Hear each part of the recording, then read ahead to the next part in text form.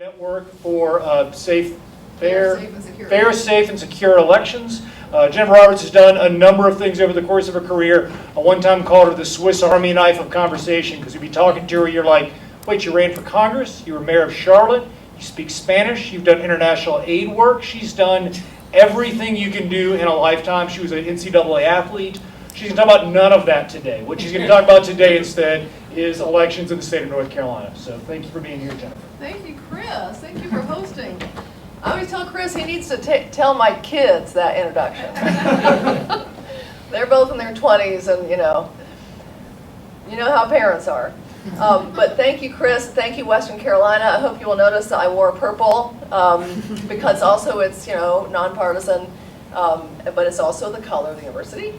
We are really pleased to be here. We may come back when the students are not so occupied. May come back in the fall because our Trust Elections Tour is going to visit at least 26 different cities and counties in our state.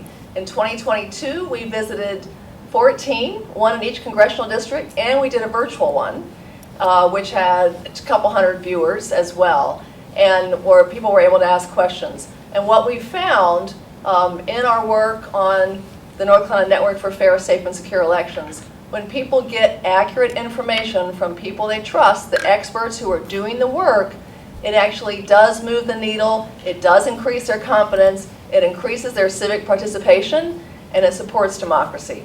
And that's what the Carter Center work is all about. Bob and I have been doing this since 2021, and we feel like North Carolina has a great election system. We want to keep it that way. We want people to understand some of the changes that have happened and to continue to trust their election workers and not harass or bother them.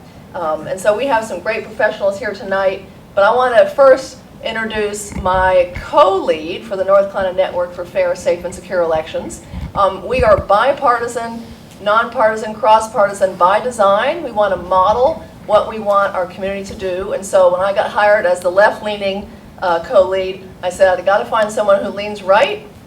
Bob Orr, former justice in the North Carolina Supreme Court, is the one who leans right in a good way. But we have worked together on not just the Trust Elections Tour, but also an election commission, and Dr. Cooper is part of that work as well. It's all about supporting our democracy. So Bob has a great brief history of our elections in North Carolina, so please welcome Bob Orr. Yeah, no, I won't talk about being short. Thank you all for being here. It's always great to be west of the Balsams, and happy to be in Catamount country. This is an introduction that I've done at our other election tours, and so it was in December of 1776, about 365 miles east of here, that the framers of the North Carolina Constitution met in Halifax to establish for the first time a representative democracy for the people of this state. A foundational principle of their efforts, as set out in the Declaration of Rights, was a system of elections. Over the course of these last 248 years, that foundational concept of elections by the people has undergone enormous changes that have strengthened and expanded the voting franchise, provided greater security for the electoral process, and expanded the scope of public officials that we elect. The democratic principle of election by the people is the fundamental foundation upon which our government and our democracy are built. Today we have nearly 7.5 million registered voters across the 100 counties of this state. We have professional staffers hired at the state level and local professional staffers hired by each local county board of elections to administer these elections. In an election year, some 25,000 other individuals of all political persuasions, our friends, our neighbors, work the polls over the course of the election period. The professional staff handles candidate filings and the preparation of ballots, while these non-staff individuals assist with pre-election day activities like early voting, absentee ballot requests and submissions, in addition to election day voting and the tabulation of votes, all of which leads to the certification of the election results. These Herculean tasks are accomplished within a framework of laws enacted over the years by the North Carolina legislature and regulations consistent with those laws as enacted by the State Board of Elections. A comprehensive set of security measures are in place to protect the right to vote and the accurate tabulation of those votes to determine election winners. And specific legal procedures are in place to allow challenges and complaints if any citizen feels that a violation of the law has taken place. Many people may take voting for granted, but as former President Dwight D. Eisenhower said, the future of this republic is in the hands of the American voter. Our election officials, from Cullowhee to Carrboro, from Morganton to Moxville, from Raleigh to Roanoke, all work relentlessly to make sure that our elections, so vital to American democracy, proceed fairly, safely, and securely. And tonight we're going to hear how they work to make that happen. And I'm pleased to welcome and introduce Rachel, but where's Lilly? Come on. Lilly Knoepp is the senior regional reporter for Blue Ridge Public Radio. She served as BPR's first full-time reporter covering Western North Carolina since 2018. She's a native of Franklin, North Carolina, not Franklin County, right? Franklin, North Carolina, who returns to Western North Carolina after serving as the assistant editor of Women at Forbes and digital producer of the Forbes Podcast Network. She holds a master's degree in international journalism from the City University of New York and earned a double major from UNC Chapel Hill in religious studies and political science. Welcome, Lilly, and thank you, and go Tar Heels. Thank you.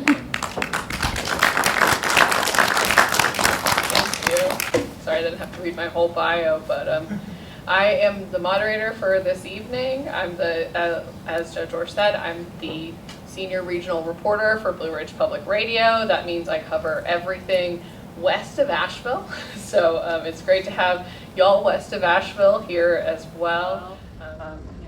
Dr. Chris Cooper asked me to be here today, and he's the one, whenever anybody has a question about politics or the election, you want to text him in the middle of the night, he will always answer you and explain how elections work. So if he wants this event to go on, then we'll do it. So thank you so much. We are going to talk this evening about cybersecurity, election law, and election administration. So we're going to kick it off with cybersecurity. It's a very exciting topic. I mean, usually when the team talks about this, they have Torry Crass, who is appointed as the State Chief Risk Officer for the North Carolina Department of Information Technology, and focuses on cyber maturity and adopting a comprehensive approach to cybersecurity in collaboration with various government levels.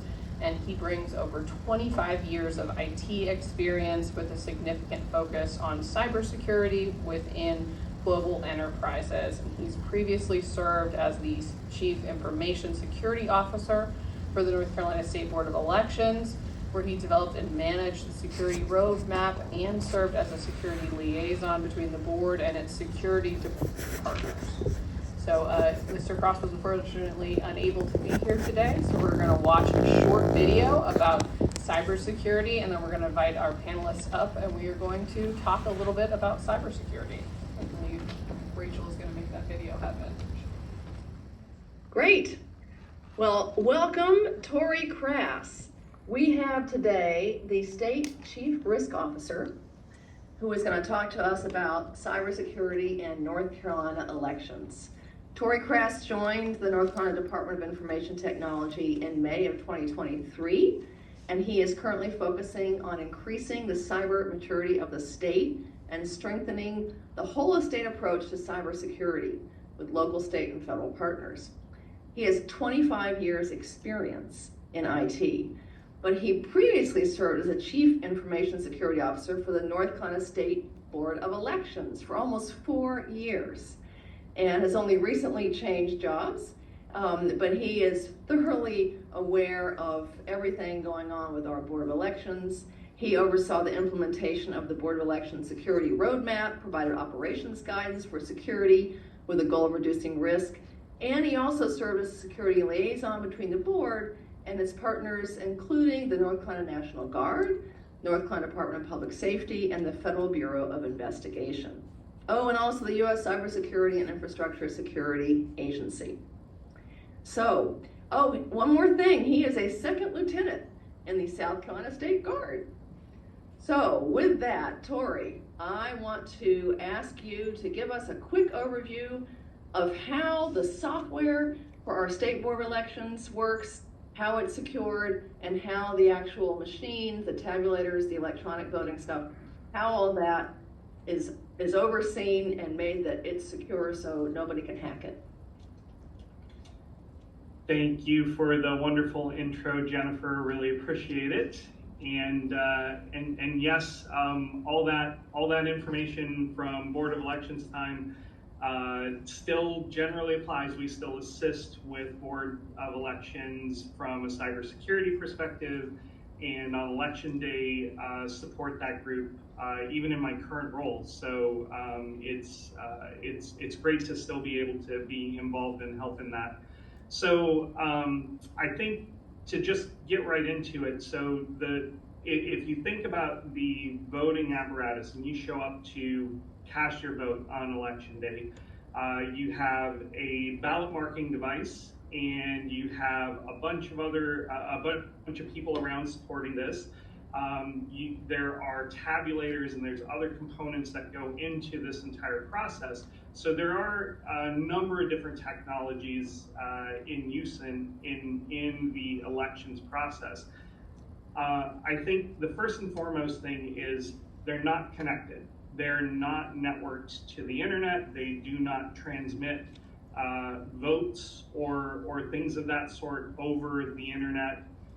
So that's one really important. So there's a lot of different things that go into the elections apparatus and the voting process at those levels.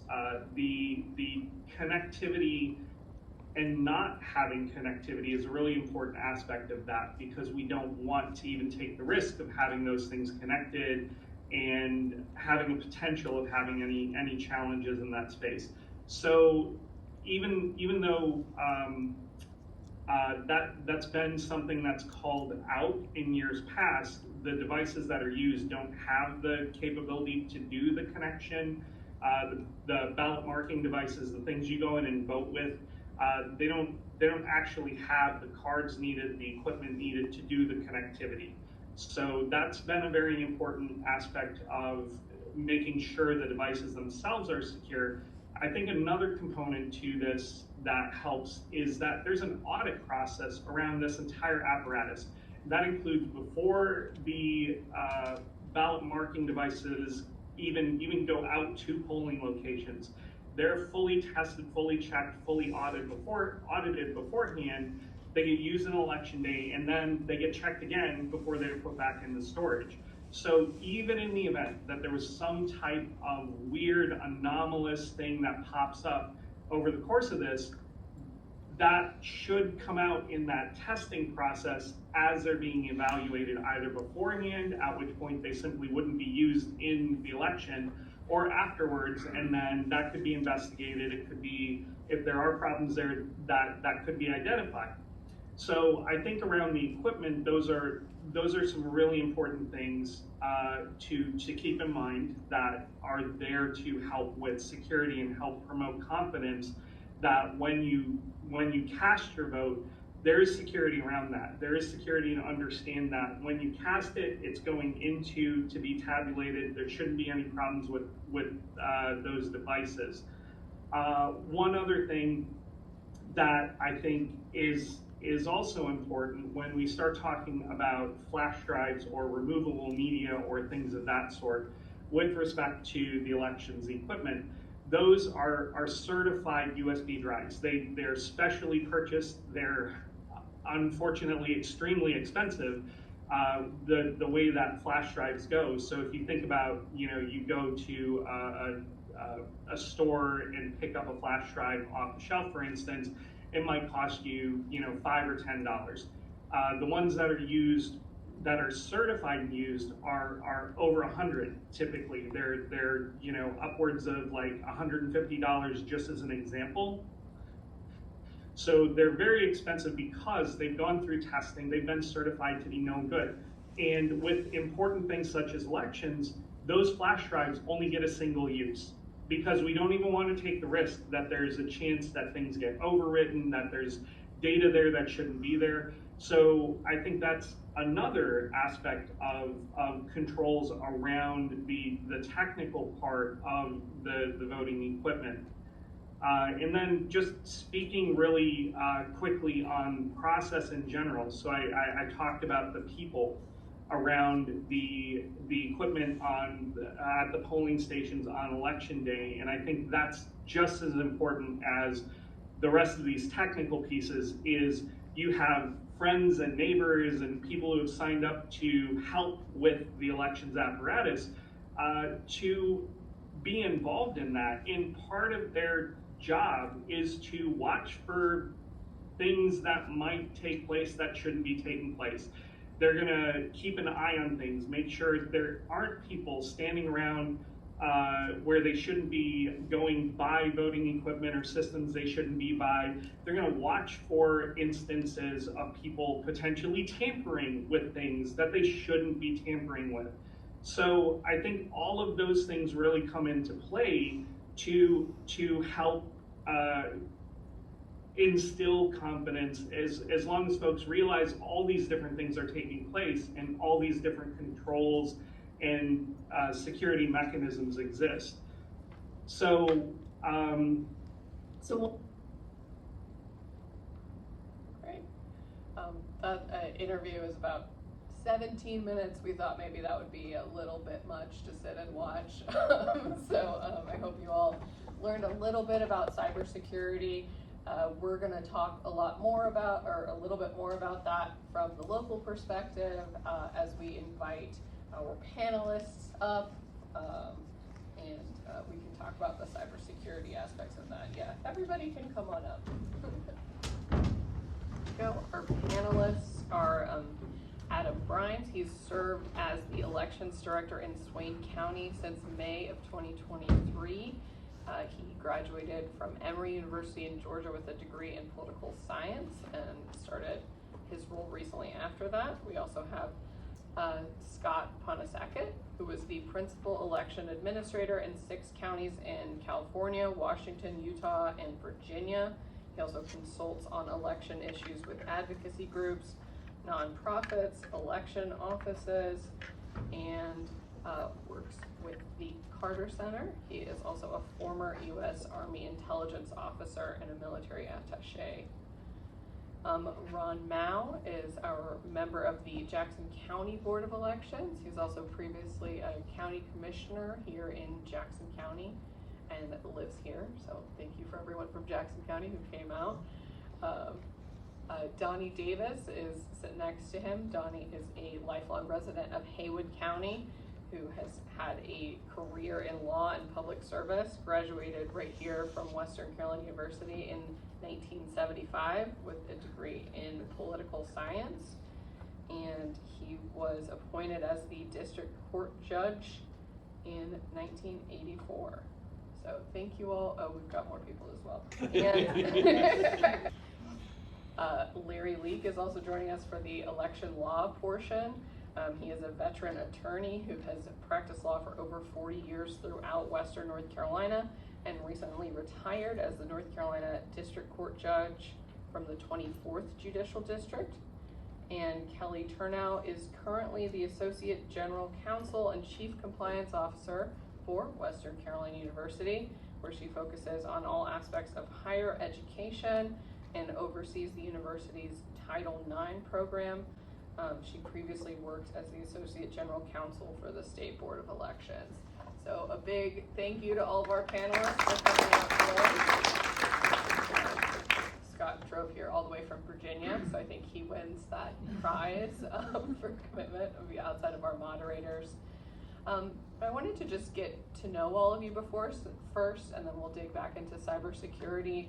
You know, as a journalist, I'm really interested in just how you all got into this, why you're working with the Board of Elections. You know, Adam, this is your job out of college. This is what you wanted to do. Can you talk a little bit about that? Sure. So, does this work? There we go. So at Emory, as you said, I graduated in May of last year. So I've been out of college for less than a year.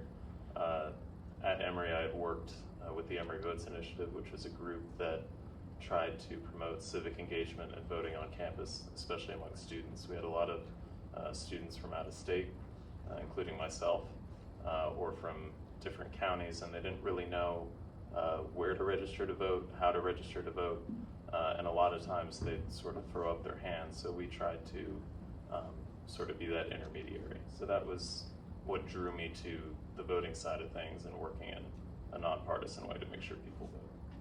Great. Mr. Same question? Yeah, that'd be great. Well, it was a long time ago when I left the Army and started the political consulting business, and I ran a number of successful political campaigns. And during that process, I had many interactions with the county clerk, who is the chief election officer of the county I was in. And I had some negative interactions with her and her staff over a number of things. And I remember wagging my finger saying, I'm going to fix this place. So I started out as an election reformer. So within 18 months of making that vow, or wagging my finger, I was the director. And that was in 1994. And since then, I've administered elections in a number of different places. And the pattern of my career is to go into larger jurisdictions where there have been some issues or turnover in the top leadership, and to reframe things and right the ship, so to speak. But what's a guy who's not from North Carolina doing on this panel? Well, you have to ask Bob that question. But what I hope to contribute to the conversation is a perspective over time and over different places and different voting paradigms and different sets of election laws and perspective and changes in technology to maybe validate, amplify, and contrast and compare what is done here in North Carolina. So hopefully I can add some of that perspective to our conversation. Is that working? Yeah. Okay. So as Lilly stated, yeah, I've been an elected official in Jackson County. I ran for NC 119, ran for chair, lost those 2 elections. So I've been involved in the process. And my wife finally had enough and said no more. And so this was a way for me to still be involved. And I just was some, I'm a numbers guy. This is a lot of data and numbers to look at, process orientated. It was appealed to me and things I like to do. So I expressed my interest and was fortunate enough to get selected to serve on the Jackson County Board of Elections. And the other, another thing too, so just like that, people be excited about voting and get people, haven't been on the elected side. It's about turnout, getting people registered. I don't understand why people don't get out and register to vote. And I went and looked at my voting record today. We moved here August 1st of 2005. I registered on August 11th of 2005. And that's been my track record all the time. One of my sons has lived up to that kind of pattern too, where he, gets absentee ballots for Village of Forest Hills elections when he was at NC State. So just think it's an important part of the whole process. I'm still trying to figure out how I got here. No, I was district court, as Larry knows, is a elected position. I ran 6 times as a district court judge. I was fortunate enough to have opposition only once, and thank goodness there wasn't much of that. But anyway, so and I was the first 18-year-old in Haywood County that was to register when they finally opened it to 18-year-olds. Bob, you remember Zeb Alley, so he made sure I was one of the first. I was actually the first one to register. So, and they told me, they said, look, you won't do a whole lot. The director does most of it, and that's true. And then they said you really won't have that much to do. And then came along this thing called COVID in 2020. And so I've always realized how important workers are in elections and how important the Board of Elections is. But I got to tell you, 2020 was a taxing event for a lot of folks. So anyway, I'm still here because we got 2024 coming up. So that's how I got here. Well, I'm a native of a county known as Madison, and to Western North Carolinians who've been involved in the political process, that is a county which has a great love for politics, has had a lot of battles. I spent a term in the state senate in the late 70s, early 80s. I spent some time trying to advocate for candidates that Justice Ford was advocating against, and he is a very formidable opponent. But is reflective, I hope he and I are reflective of the fact of what politics used to be. We might disagree on things, we might be angry at each other on occasion, but we've always been friends and recognized that each of us were essentially good folk trying to better our communities. Served one term in the state senate, but I'm probably here tonight as an institutionalist for the North Carolina State Board of Elections. A very unique board, only one of a kind in this great country. It is totally an independent agency. It is not housed in any other branch of government. It's a quasi-judicial court on occasion. I spent a total of 20 years on that board. 16 as chairman, was appointed by 3 governors. And it was that board which started the computerization process for records, bringing computers into vote, if you will. We have a great state board of elections, a great election system, one that we should be proud of, have confidence in, and protect. I think so. I can't believe I have to follow that. I got started in elections right after law school. I started working at the North Carolina General Assembly, and I was fortunate enough to be a nonpartisan staff attorney there. I got to staff legislative committees and be committee counsel and draft legislation, and I focused on elections and redistricting in addition to state and local government issues, and that was just a wonderful experience. And then I became a lobbyist for a short while and decided that was not for me. I really missed doing that that in the weeds kind of nonpartisan legal work, especially with respect to elections. And when an attorney position job opened up at the State Board of Elections, I was ecstatic and jumped at that opportunity. And so that's how I got started, and absolutely loved my job at the State Board of Elections. It's probably been my, don't tell WCU, but it's absolutely like my favorite job in terms of what I got to do every single day, because mainly working with county election directors was my favorite part.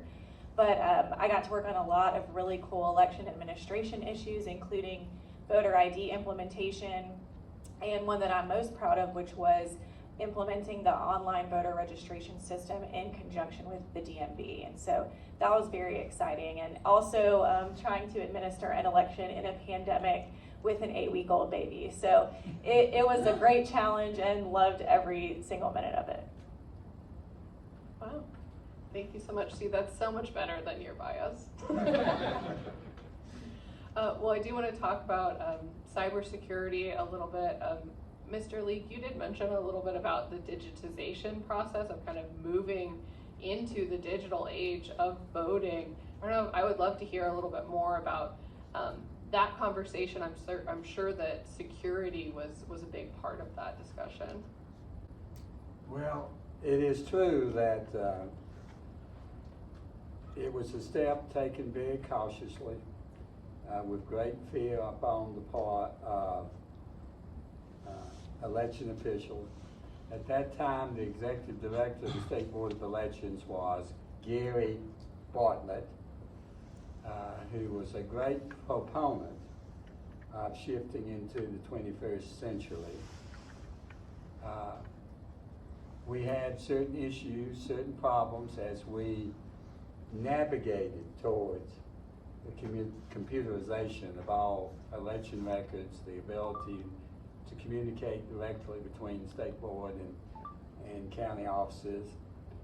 One of my more memorable moments as we struggled through that was a call from a Republican legislator who I assured everything was on course, all was good.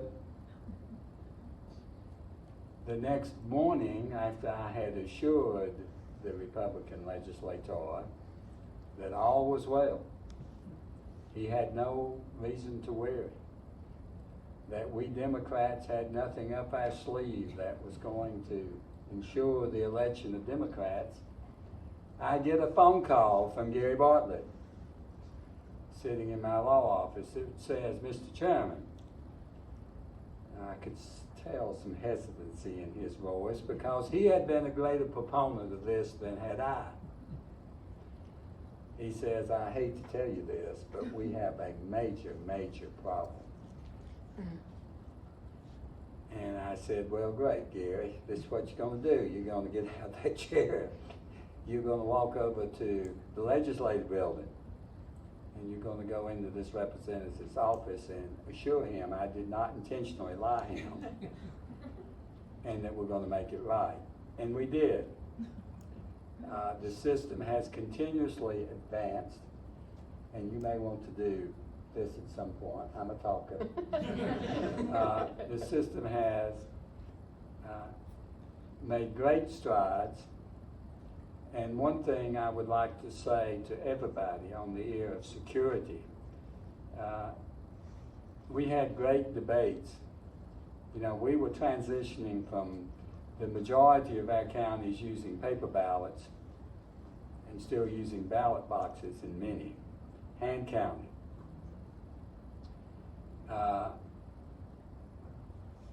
I was told by one of the major suppliers of computers, "Look, if you're looking for perfection, we cannot promise that. We can tell you for a fact," and this would have been about 2004, 2006, that if you do recounts, you're going to find 3 or 4 ballots that were miscounted. Now, they're quick to say, "Whoa, it's not the machine's fault. It was, long pencil was used ink rather than pencil. Somebody, some human being caused that 3 or 4 vote mistake." So how has the State Board of Elections dealt with that over time? And let me stress that my term,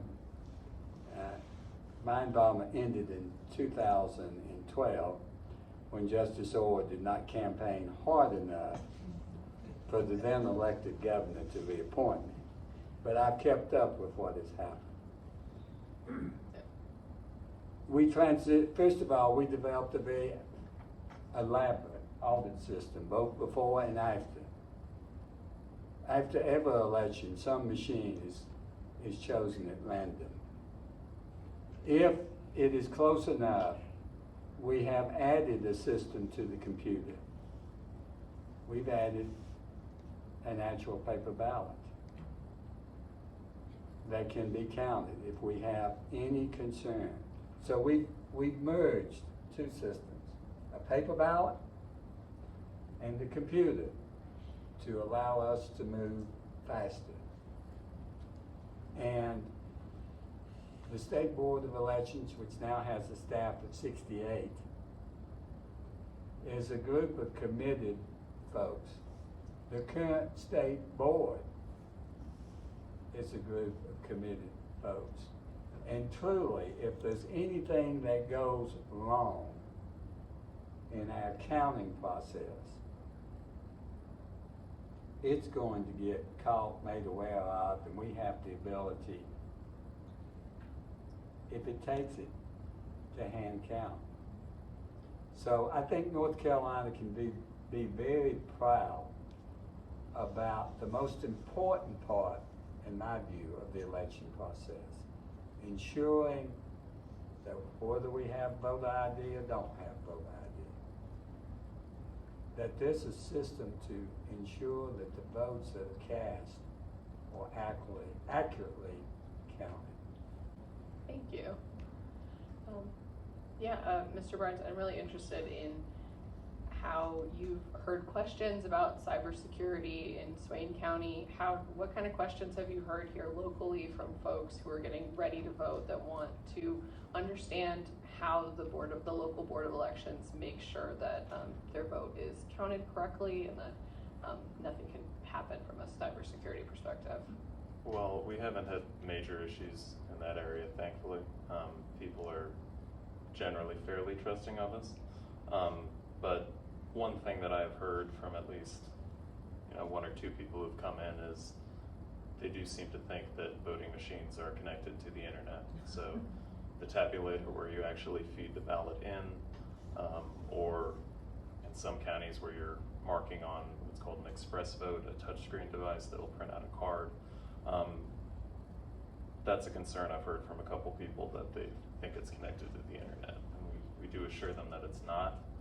They are obviously tested before every election. We've also heard from people, we got new voting machines recently. We actually went from having the oldest system in the state to the newest. And some people seem to think that the new modern system meant that they would have to vote on a touchscreen, which made them doubtful of how, I guess, secure the process was. But once they were assured it would be a hand-marked paper ballot, those concerns went down a little bit. So I would expect maybe in counties like Jackson, where you use a touchscreen to cast every ballot, they might have a few more problems with people coming in trying to cast aspersions. But we haven't had too many issues. That's good. Mr. Konopasek, would you be able to speak to, kind of from an election administration perspective, how you talk to folks about the way that their ballot is, counted and taken on to the State Board of Elections? Sure. But I would make the point that when we talk about election technology and cyber threats, we tend to focus almost uniquely on the machines that count the ballots. But there's a myriad of other technologies that are part of the process that are subject to cyber threats as well. When I started in the business, we had paper files and no email. We had paper memos. During my career, we saw email and laptop or desktop computers and digitized images and barcodes and barcode scanners and electronic poll books and election night internet results reporting instead of the fax machine. All of these things, all of these technologies that we kind of take for granted are part of that election technology ecosystem. And some of them are more vulnerable than others to mischief or errors or tampering. And really the most secure piece of the whole election technology puzzle is the voting machines themselves. They're locked up in a vault, they're access control, serial number, tested, retested, chain of custody when it's moved from one place to another. But there's this whole other realm of technology that wraps around elections where things can happen. But things haven't happened because our cybersecurity folks, or IT folks, have taken a larger view of election technology and helped us tighten down security on all of our processes, and not just the voting machines themselves. So I always used to tell people that you shouldn't worry about the security of a voting machine, because I have a lock behind a locked door in an alarmed building with cameras.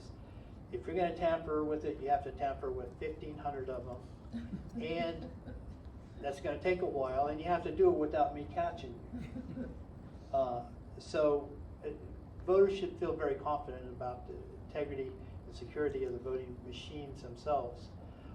But it's fair to be concerned about state voter registration system and how that works, and what are the protocols in place for those types of things. Electronic poll books, what measures are you taking to make sure that they also have been tested and work well? So that would be my contribution to the conversation, is to point out that there's this whole ecosystem of technology that wraps around elections. It's not just voting machines. Yeah, I think that's all of our questions for cybersecurity. Are there any audience questions, unless anyone else has anything to add? I want to ask the local board members what their role is in helping the election director and staff oversee the security system.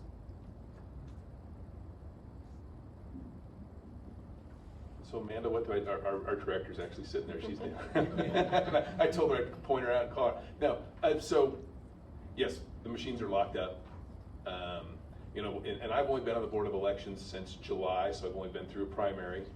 So I'm most familiar with our process for counting our mail-in ballots, and so we have one machine. You know, we have to meet 5 times a week before the election. Go ahead and count the ones that have been mailed in, and the machine's been locked up. It comes in, it has little locks with codes on it. The numbers get verified, they get cut off so we can scan them. I mean, there's a very detailed process to make sure it is followed and there's not going to be any security issues at all. And I should back up, even the mail-in ballots, we first verify those. Was there a photo ID included? Do they have 2 signatures? If there's a notary that signed it, then it's only 1. And each one of us is all 5 of us initial those, approve them, and then they're counted, and that's when the other security measures come in. So very secure. I have absolutely no problems with the process. We do have some other questions back here. Unless Mr. Davis wanted to add to that. Oh, sorry. Do you want to add to that? Sorry. Well, one thing that I found when I got to the Board of Elections is the chairperson is in charge of security for the voting machines by statute. They didn't tell me that when they asked me to do this. I found that out, and so one of the first things I did was make sure those voting machines are secure. So in Haywood County, they are, and we actually have a security system where they're located, and we don't even tell folks where they're located. So, because I told our board, I said, I'm the one that's responsible for that, so you doggone right, we're gonna have security. And so we have that. You know, the thing that also about supporting your director, we're so fortunate in Haywood County, we have a staff of 4, and for a county that's, they say has 65,000 people. If there's not 80,000 people in Haywood County, you know, I mean, at least in the last 3 years. So they're understaffed, they're overworked, and they're underpaid. And one of the things I've been trying to do is get them more help. Here's what people don't realize too about the Board of Elections, the County Board of Elections. We have a good working relationship with their county, our county. Our county commissioners are good, our county manager is good to work with. But the problem is, they want to always think that we're part of the county, that our employees are their employees. They're not. They're the Board of Elections employees. And so they have to go through all this stuff about pay raises and be in the personnel department and human relations. And so, in trying to support what they do, other than just like Ron said, that, you know, we do the sample audits after the election to make sure the flash drive, the tape, and the hand counted ballots all match up. So there's 3 ways they check those: flash drive, there's a tape, rolling tape, and there's the paper ballots. And when we do that sample audit, all those have to match up. And it's like Larry said, you might have one ballot that was kicked out or something, but for the most part, I've been there since 2018, they always match up. And the one time we tried to do a hand count check, it took them 3 times. They made 3 mistakes before they finally got it correct. We put it in the machine, it took it 20 seconds to count them and get it correct. So if you want to know how technology works, that's how. But going back to the board, one thing that would really help, and I guess it would require a legislative mandate, is the county funds us. So we have to go to them and ask for money, and all of you know how hard that is. So it would be helpful if we had some state funding and made sure the county understood that we're not an agent, or agency of theirs. We're independent, but we have to depend on them on funds. So that's one of the biggest areas I've found that I've had to try to work with our board about. But we have and you know, one other thing while I'm talking, I'm like Larry, I always say too much. My wife says, just say what you want to say and hush. But we had, after the 2020, you all know what happened. We had people come in and want to open our machine up and see if there's a modem in it, and questioned a bunch of things. And my first question was, well, which election in this county are you saying is inaccurate? Well, they never could tell me. And so I would just say, we're not going down rabbit holes. I come from a profession of facts and evidence. Well, I don't deal with speculation. But I think over time, it's programs like this, and we're very transparent. We let people come, although we have a small place to meet, we let folks come in, and you know, when you're the chairperson, you're not supposed to recognize them if they didn't sign up to speak, but we're pretty flexible about that and let those folks ask questions, and we answer those questions, even during our meetings. And so I think the more transparent you can be, the more open you can be, the more people you can get involved, and the more trust you build. We've had folks that we finally got them to volunteer, and one thing I would say, and then I'll hush, but you know, here's what you got to understand. Everybody that's involved in the Board of Elections, they really have a passion for it. These volunteers, I mean, the hours they work on election day and early voting is unbelievable. And they come in, they're just good citizens of the county. They're your neighbors and your friends. And so what I would tell some of those folks sometimes, are you going to tell me that all these good people here that are volunteering their services come in here and they're going to try to, you know, do something about the elections? No, they're your neighbors working, and we have checks and balances. So I think that's the best way you can probably support your board, is try to get, you know, support built up in the county. Thank you. We had a question. I wanted to mention something about the Jackson County voting machines, because we have the express votes, and that is just a printer. And so as a election worker, we always tell the people, you know, we do this and do that, and once you print that, you look over it. Is it correct? Is this what you wanted to do? Because this is just a printer, and then you put it through the vote where it's actually counted. So the people actually can see, so it's not like the touch screen. I just thought that you were a little vague about that, and because people actually can see exactly what is on their ballots that they have voted. Yeah, sure. Yeah, and we do have express votes in Swain County as well. They're just our backup system that we have to have for ADA compliance, but you're correct. So on the express vote, there's a barcode, and that's what the machine is going to read. But below the barcode is going to be a list and text of your selections for every office, so people can see what they're selecting. That it's, Yeah. you know, that's not something. I think we have one more question. Yeah, just it's more of a general security question. So, so it's a say it's a local election, or so Jackson County only election, and Jackson County certifies it. Is that it, or does that still have to get reported to the state? And if it's a if it's a state election, then Jackson County has to report its results to the state. And I guess how does that get done? Is it that someone's driving with a jump drive, or how does that? What's the kind of security there to make sure that it gets transmitted from way out here in Western North Carolina to Raleigh or whatever? I don't know who can answer that. I think a simple answer to that question, the communication system is in place, and that information arrives electronically, not the machines in Raleigh counting the vote, but the report of the vote arrives in Raleigh on election night. It's immediately looked at by the staff of the State Board of Elections to see if there's anything that seems peculiar about the results. There is a canvas day with the local board where folks come in, and if there are any questions that have been raised, the county board deals with that. If there's any major questions that have been raised, in all probability, someone from the North Carolina State Board of Elections has been dispatched to that county to help resolve what the puzzle is. Sometimes people writing down numbers, transposed numbers.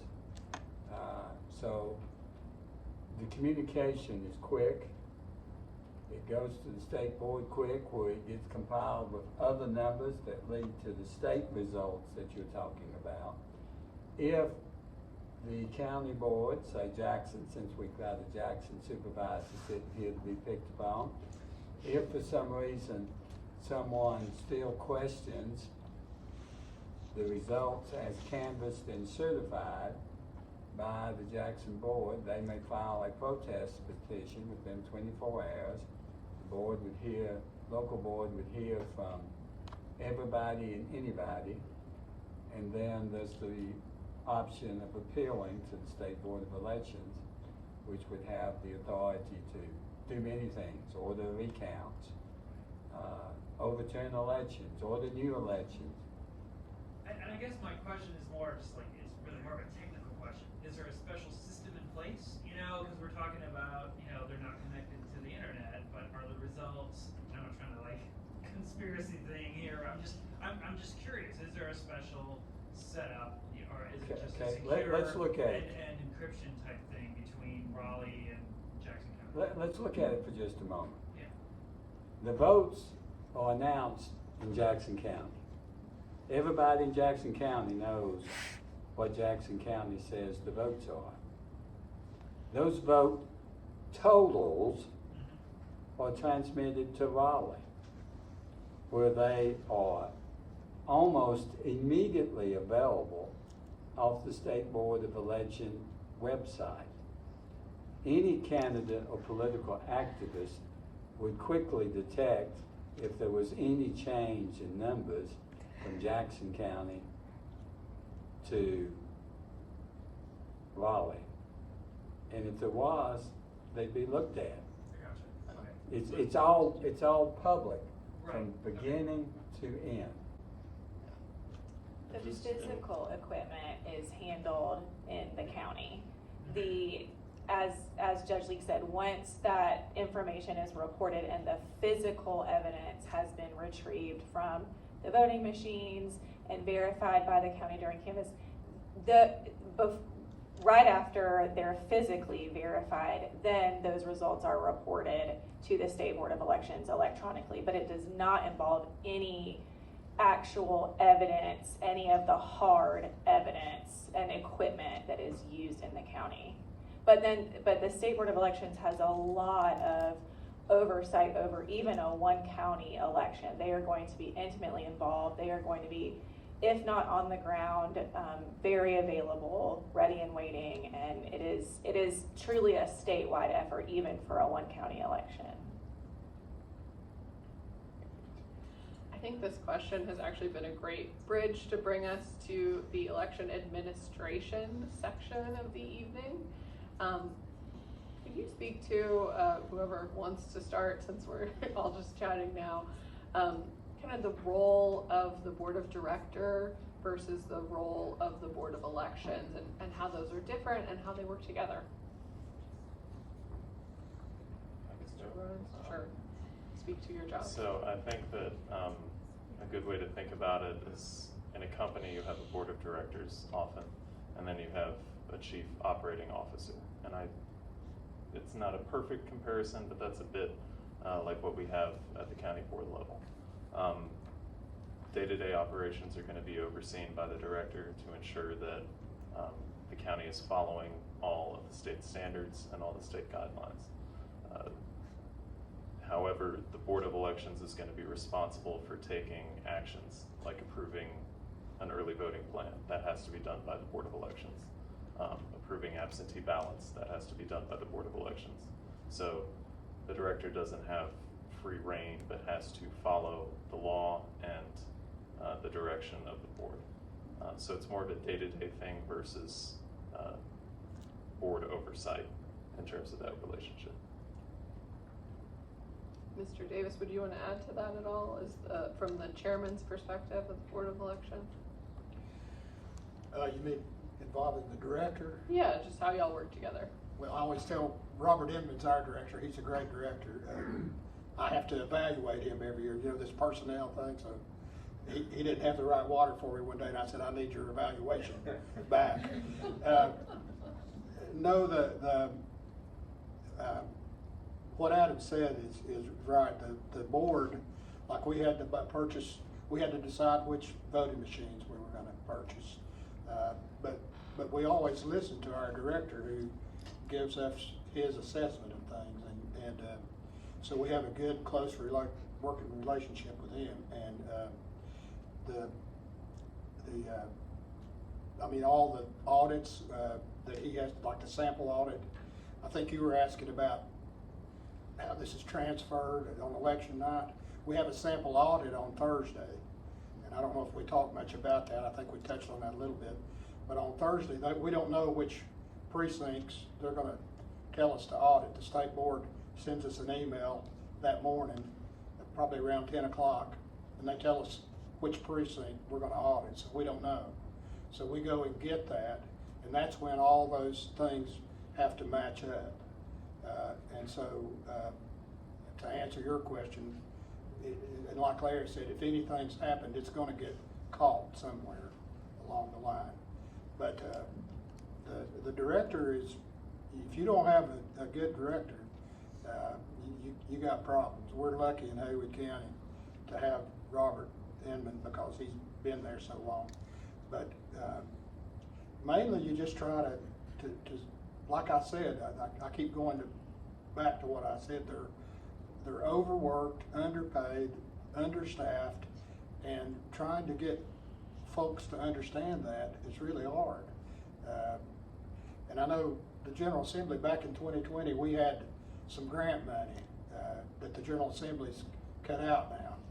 I don't know what we would have done without the grant money for all the COVID gear that we got. I think Arnold Schwarzenegger maybe had money available. We could not have functioned unless we had gone to the county commissioners and had them spend a lot of money on just protective equipment. We had to have shields at the voting places. We had Robbie came up with some kind of marker on the Express Vote touchscreen. We don't have those on election day, by the way. We have 30 of them. We use them in early voting. But he came up with so that they wouldn't have to touch the screen. And you threw it away. And so you just think of, he thinks of all kinds of things that I wouldn't think of. But I think the board, in respect to your relationship with and the other staff, is you just try to support them in that way, and you have to trust them, and they have to trust you. We like I said, we have a great staff, and they do a great job, and so that's about all I could add, you know. So, one of the biggest things that has changed as far as election administration goes here in North Carolina in the recent elections has been the implementation of voter ID. I'm really interested to hear from y'all how that implementation has gone in the most recent elections. It sounds like, Ms. Turner, you were involved in kind of putting the whole thing. Would you be able to speak to kind of some of the background of it? Sure. So, it's been implemented and de-implemented and re-implemented quite a few times, and all with a little bit different requirements. And in 2019, implemented almost the full way, and then kind of at the last minute pulled back. And so I think with those, really the most important thing is to come up with processes that work at the county level and you really don't even realize how many steps go into creating a process that is as voter friendly as can be, right, and as easy to understand. And so, someone, what are they going to do when they arrive at check-in? What happens first? What if they don't look like the picture? What if their name is different? What if they didn't bring their ID that day? What if they don't have an ID? All of these questions have to be addressed, and then you somehow have to convey that to the public, and it's a huge challenge. Several times that voter ID has been implemented either by the General Assembly or then the courts later has been, you have to have funding to provide the outreach and the education that voters need. And if no funding comes with that, again, as you heard, so the county boards of elections are funded by the county commissioners, which is odd, right? Because they're a creation of this state legislature. We have a state board of elections, but the state board of elections does not control the county board of elections funds.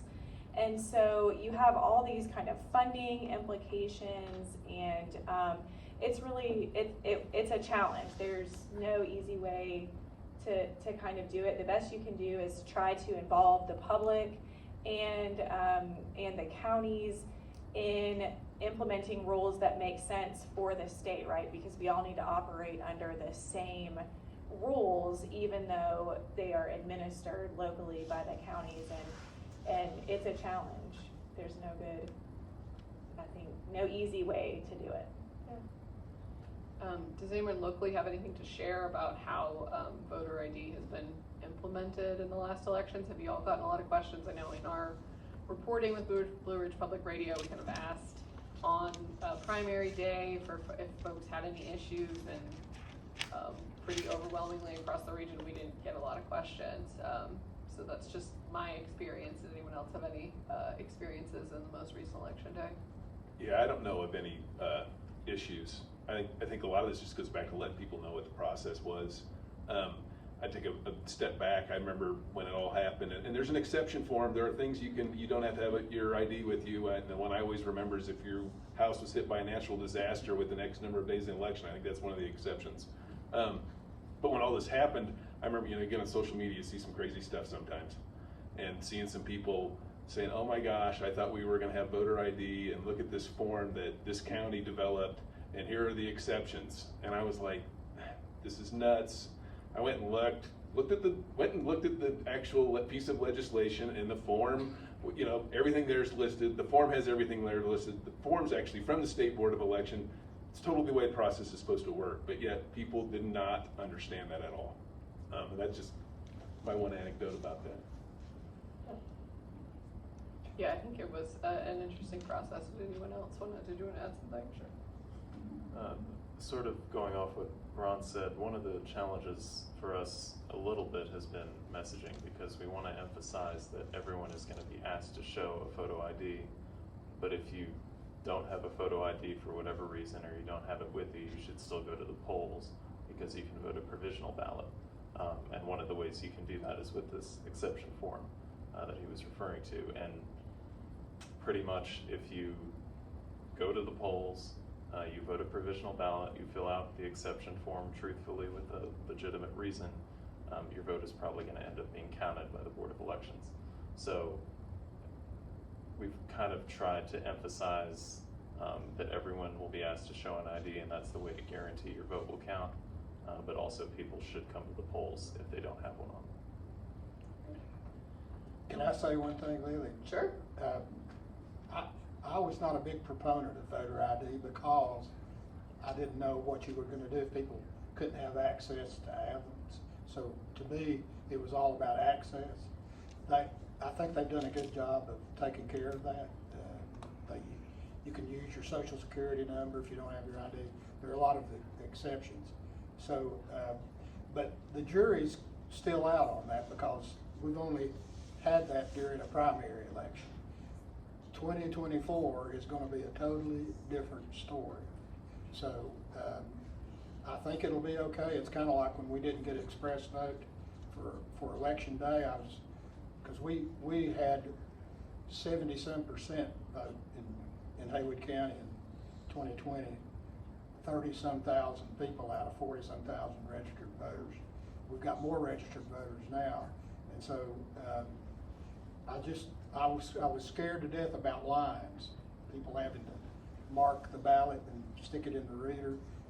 That takes a long time, and so going back to the voter ID, I'm a little concerned if that's gonna, in 2024, when you have a lot of people voting, if that's gonna cause delays, because we all saw what happens when the results are delayed or there are long lines, people standing in line to vote. And so I still am concerned about that. So. Yeah, I think that's a good point. You know, voter turnout is around 20% for the primary, to your point, and I go, we're hoping that turnout is higher than that for the 2024 presidential election. So. And that's why you always want to roll out something like voter ID in a primary or a municipal election for that reason. You don't want to get to the statewide general and have to try to figure out how to implement something, especially like voter ID. And I'll just say, I worked as a poll worker during the primary, and I actually had way more people, go poll workers, sign up in your county, go talk to your election director. I actually had way more people who were much more confused about what a primary was than what the voter ID requirements were. And I spent a lot of time trying to help them understand what a primary means and why can I not have a Democrat ballot if I'm a registered Republican, or why am I only seeing Democrat nominees on my ballot?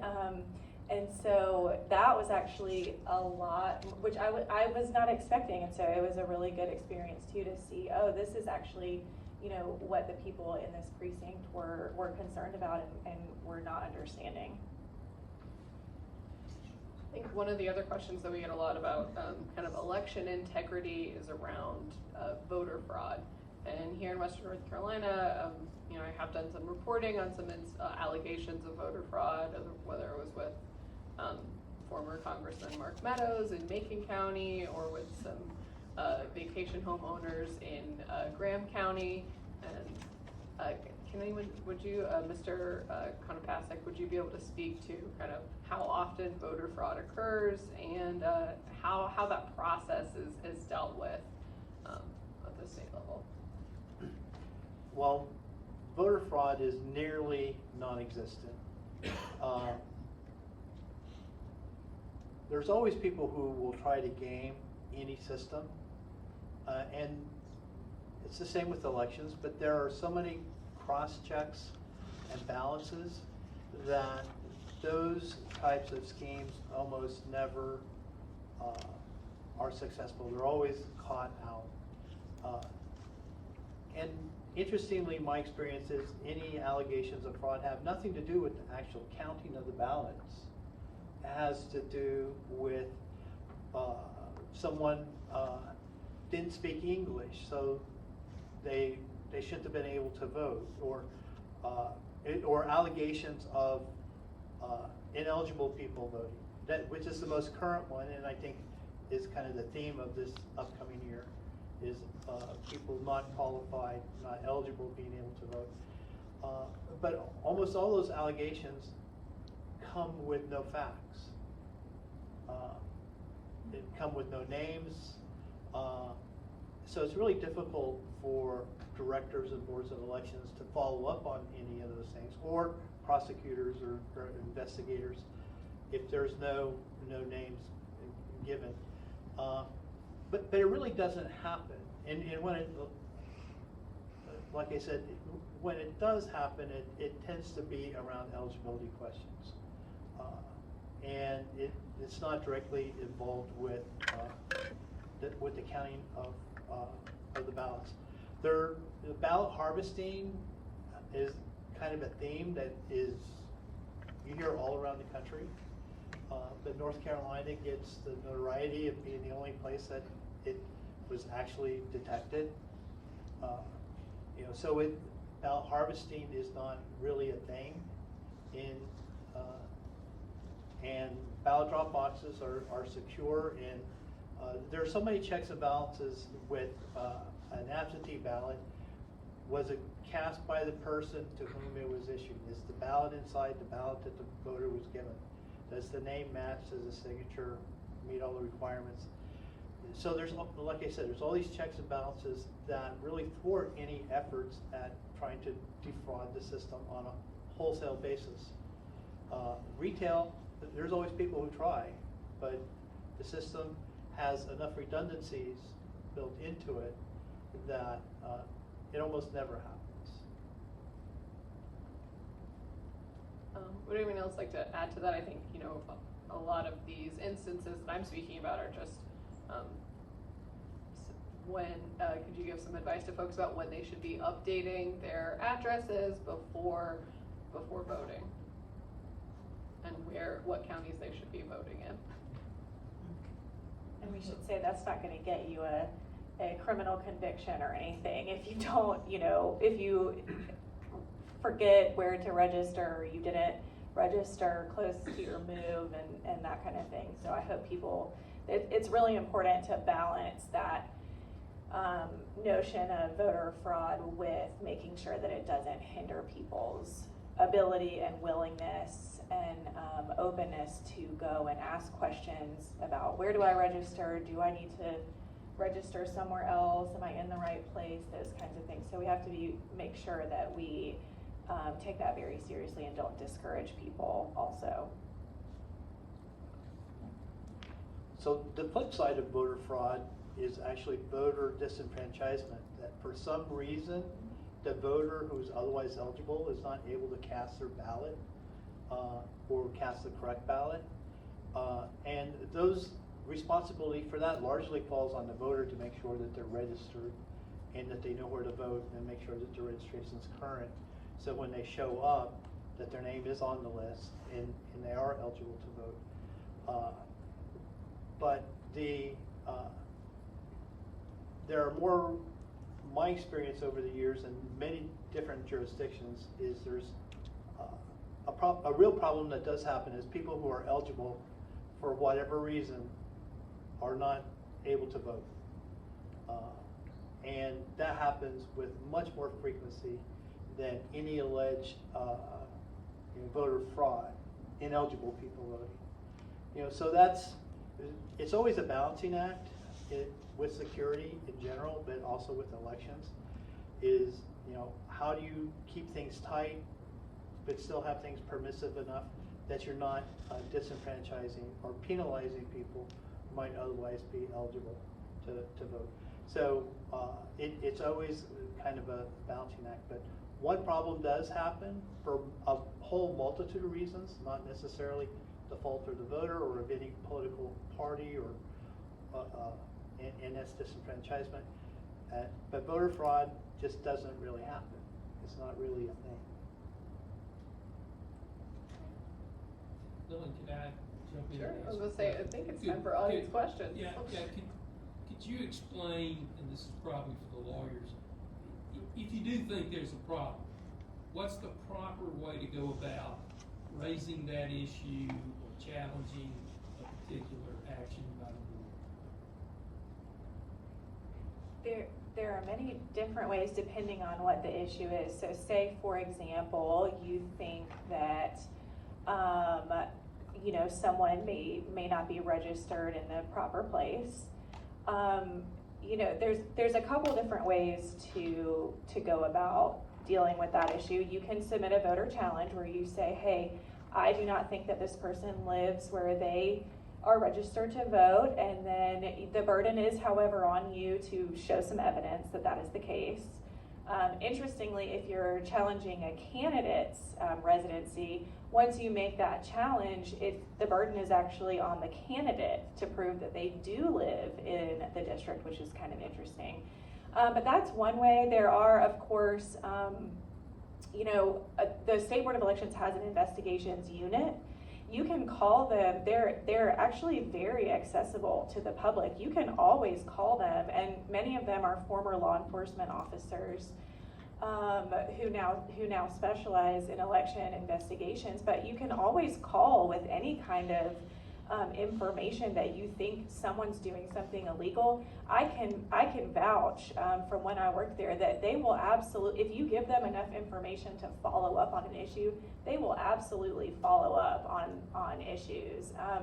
There are also, I know on the State Board's website, there's also just a general election complaint form. So if you're not sure where it fits, you can fill that out, and those are easily found on ncsbe.gov. So there are a lot of ways that one can try to let either the state board or their county board know of an issue. You can always also call. County boards are extremely accessible. They always have someone available during business hours to answer the phone, and so that's another way. I can promise you they do not want something happening that should not be happening, and so if you let them know and give them enough information to follow up, they will absolutely do that. Do we have any other community? I just had a follow-up question on the voter ID regulations. I know you had said there was a lot of work that got put into it, and then it kept getting pulled back and going back, and there's obviously a lot of requirements and things. Is the way they have that set up now, do we anticipate that those are the rules that will stick? Do you think that they'll change? Because I know I do a lot of voter registration here on campus, and when we were waiting to find that out, you know, it was like, we don't know if your Western ID is gonna work, or, you know, so do we anticipate those things will change coming up into the general election, or do we think that this is pretty much the way it's gonna go, the way we just went through the primary? So I can't ever say for sure what the courts will do. There are still some pending cases, and Chris might know better than me. I don't know if there are any hearings scheduled between now and the general. They generally don't do that because you don't want to change election rules very close to an election. I can assure you that the Western Carolina University ID is absolutely still valid to use, and the same types of IDs are still valid to use in the general election, and so that that will absolutely remain the same.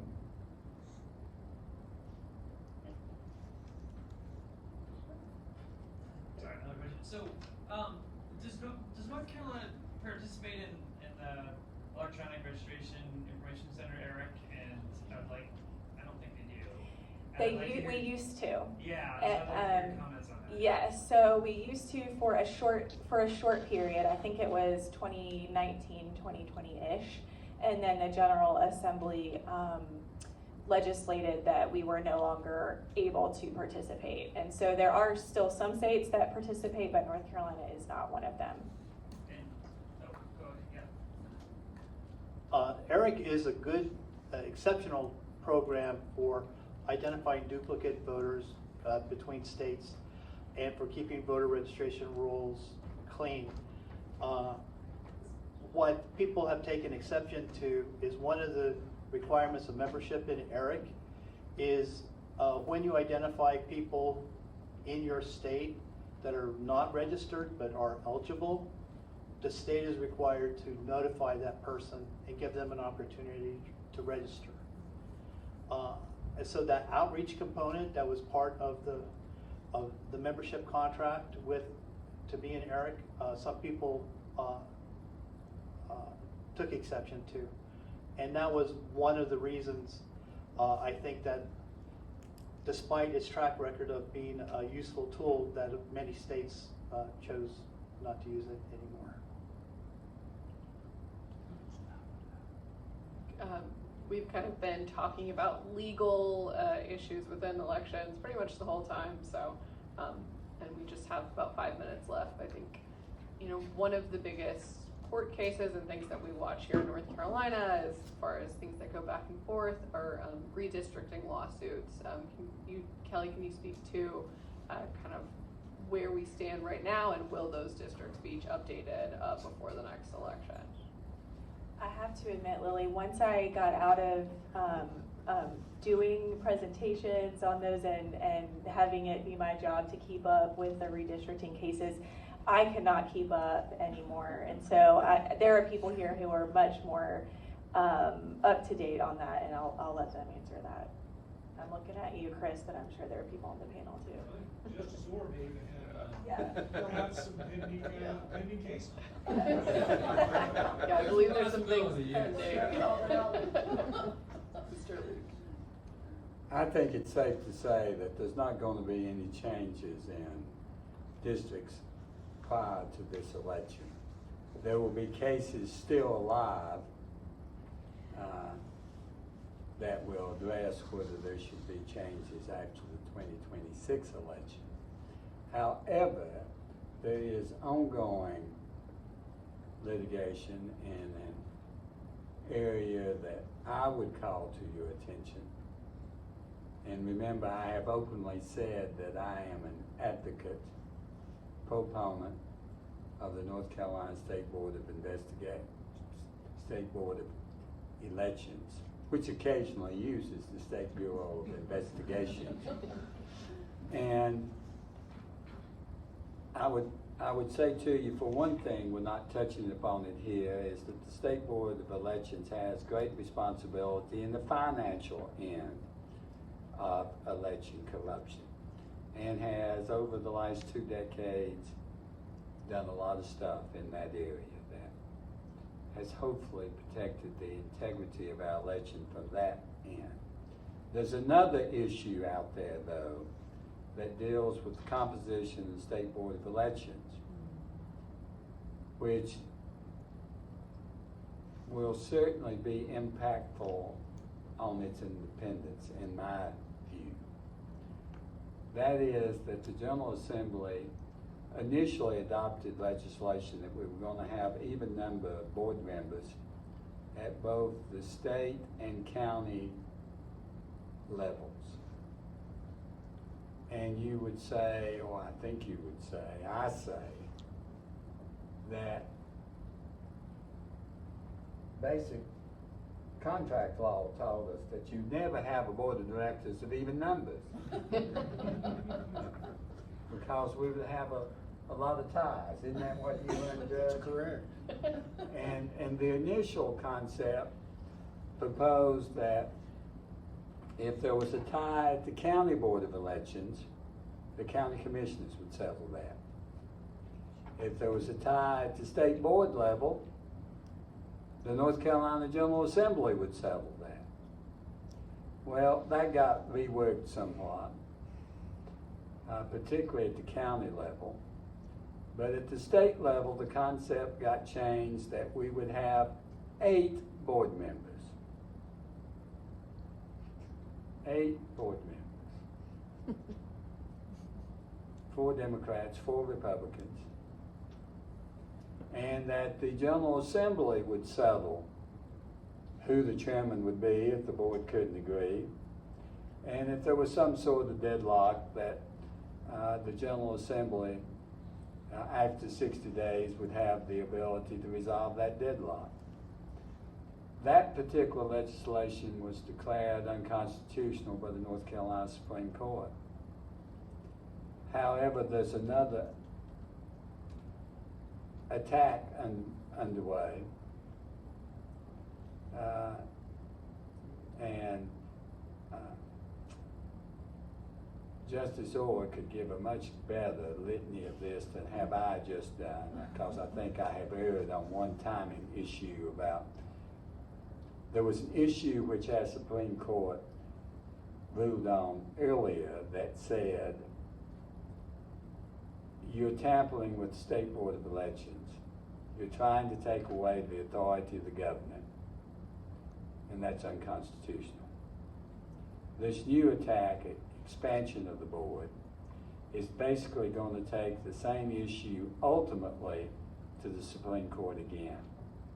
There has been a special panel of judges appointed by the Chief Justice who have ruled unanimously that the existing proposed legislation, they believe, and I think, Justice, that they set forth one of the beliefs based upon, or a strong portion of the belief on stare decisis. A previous higher court had already moved on this basic issue. That issue is going before the North Carolina Supreme Court.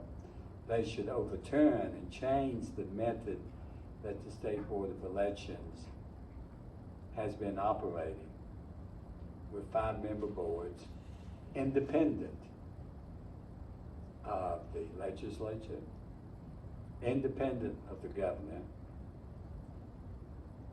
that could have an impact upon the quality of election administration and investigative authority of the state board.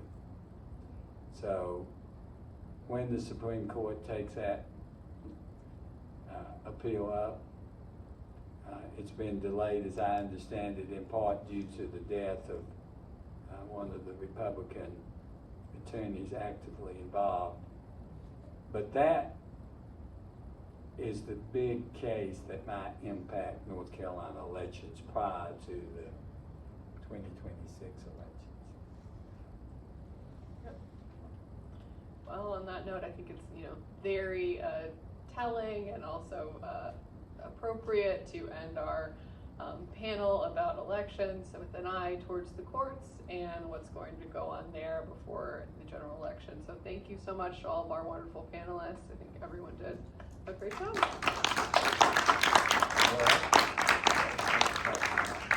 I'm going to turn it back over to our North Carolina Network for Fair and Safe and Secure Elections co-hosts and to close out the evening.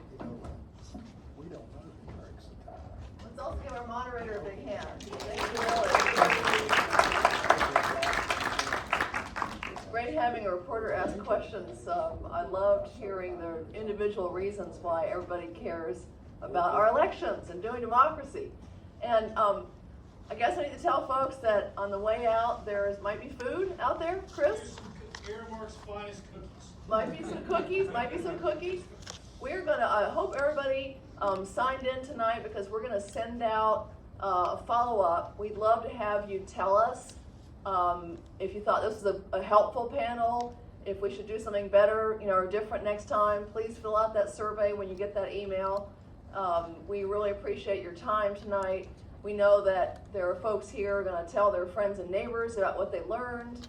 One of the things we found with our other tours that people do share the great anecdotes that they hear about ways that we are able to improve our system and make sure that everybody's vote counts and everybody has confidence in our elections. Because